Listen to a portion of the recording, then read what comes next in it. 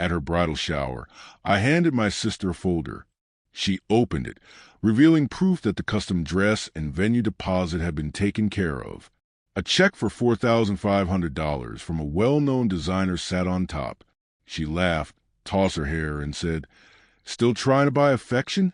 The room chuckled on cue. I smiled, took the folder back, and calmly replied, "Then this is mine again." By the next morning, her wedding was already falling apart, and I was just getting started. I'd pass her the folder beneath a ceiling of white balloons and rehearsed grins. Dress? Credited. Venue? Deposit paid. That same check rested inside. $4,500. She blinked, then gave me that all-too-familiar smirk.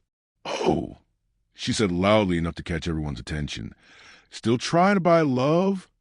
Laughter followed, like a clap track. My mother leaned in and whispered, "Don't take it to heart. That's just how she is." I stayed composed, nodded, and took the folder back again. "This belongs to me." The silence shattered like crystal. No one moved. My sister blinked again, still smug, but less certain. That wouldn't last long. By sunrise, the bridal boutique had voided the order. The wedding planner reached out, asking for new payment. Her fiancé, ever hot-headed, left 3 voicemails before 9 a.m. But let's rewind. 2 years earlier, I lent her money. Not a trivial sum, $27,000. She was between jobs, and I had just sold my condo. Helping wasn't even a question. I was the big sister, the dependable one, the giver. She promised to repay me once she was stable. Then came the engagement, the Pinterest boards, the constant, "Can you just text?" That debt, it evaporated, like I should be honored to foot the bill. And maybe I could have accepted that, if it hadn't been for that night. She left her phone at my place after dinner, so I stopped by unannounced. No answer at the door. The hallway light flickered above me. I knocked again. Nothing. The knob turned. It was unlocked. The sound hit first. Laughter, hers high slurred. Then his voice, deeper than I remembered. Her fiancé, my ex, not someone I dated casually. No, I loved him, deeply, silently, with a devotion that reshapes you. He had ended things saying he needed clarity. Apparently, clarity wore a ring. I stood there, frozen, listening as they joked about how easy it had been, how predictable I was. Her exact words, "She's addicted to saving people." Let her. I shut the door gently and left. No yelling, no tears. Just me in the car, staring at myself in the rear-view mirror. Something shifted, not shattered, shifted, like a lock turning quietly from within. That's when the long game began. I answered every call, fulfilled every request. Let her believe I was still soft, still there. I documented every dollar I gave. I saved a voicemail where she said, "This wedding wouldn't be happening without you, but don't expect, credit or anything." I captured the text she sent her planner. "My sister's covering this. Just send her the invoice." I even met with him for coffee, just to check if guilt ever touched his face. It didn't. That folder? It wasn't generosity, it was a setup. The venue deposit was in my name, fully refundable. The dress credit? A facade. I paid just enough for the initial design.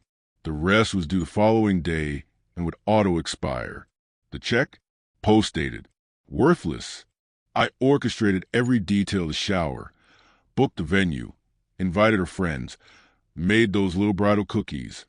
All theater for the real act.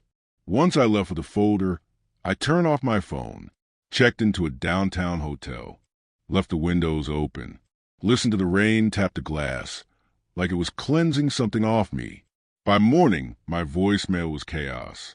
Her voice shrieking. My mother's desperate, "Please fix this." His cold and livid. "You think this is funny? You think you're better than us?"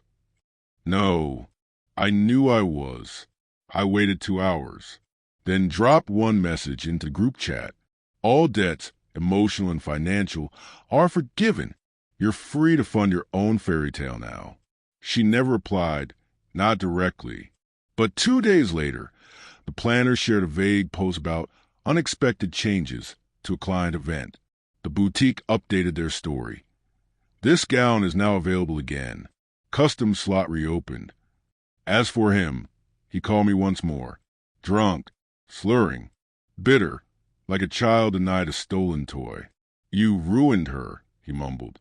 No, I answered, my voice sharp as ice. She did that all by herself. Then I blocked him. The wedding was postponed indefinitely. No new date announced. A few mutual friends stopped bringing it up. Her Instagram, once overrun with plans and hashtags, grew quiet. She had built her dream life with borrowed bricks. All I did was remove the scaffolding.